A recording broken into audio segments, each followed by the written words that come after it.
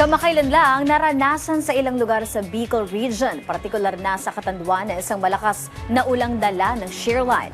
Kung ano-anong lugar ang patuloy na makararanas ng sama ng panahon ngayong araw, alamin natin kay Pag-asa Weather Specialist John Manalo. Magandang umaga po, Sir John. Magandang umaga, Leslie, at ganoon din sa ating mga taga-subaybay. Itong shearline ay patuloy na nakakaapekto at nagdadala ng maulap na kalangitan at may kasamang mga pagulan dito sa buong Visayas.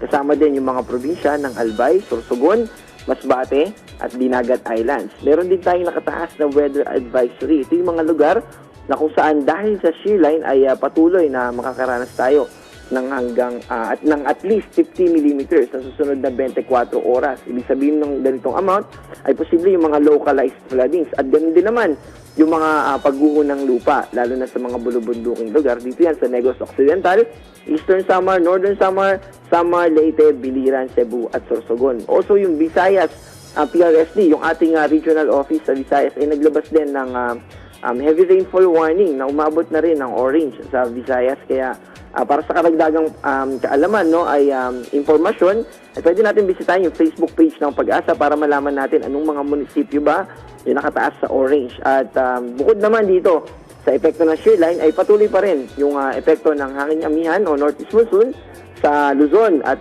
bukod dun sa malamig na temperatura, nagdadala rin ito ng maulap na kalangitan at may kasamang mga light rains o mga pag-ambon sa Cagayan Valley Region, Cordillera Administrative Region, Central Luzon, natitirang bahagi ng Bicol Region at probinsya ng Quezon. At dito naman sa Metro Manila, sa natitirang bahagi ng ating bansa, yung mga hindi natin binanggit, ay makakaranas ng mas mababang tsansa ng mga pagulan. Posible lamang yung mga localized thunderstorm. Finally, ay meron tayong nakataas na gale warning. Paalala po sa mga kababayan nating mga isda at mga manlalayag. Meron pong gale warning dito sa eastern seaboards ng Southern Luzon at Visayas.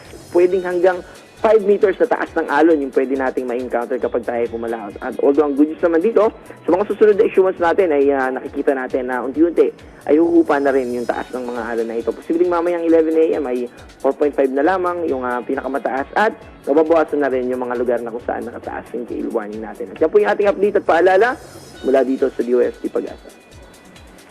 Maraming salamat, Pag-asa Weather Specialist John Manalo.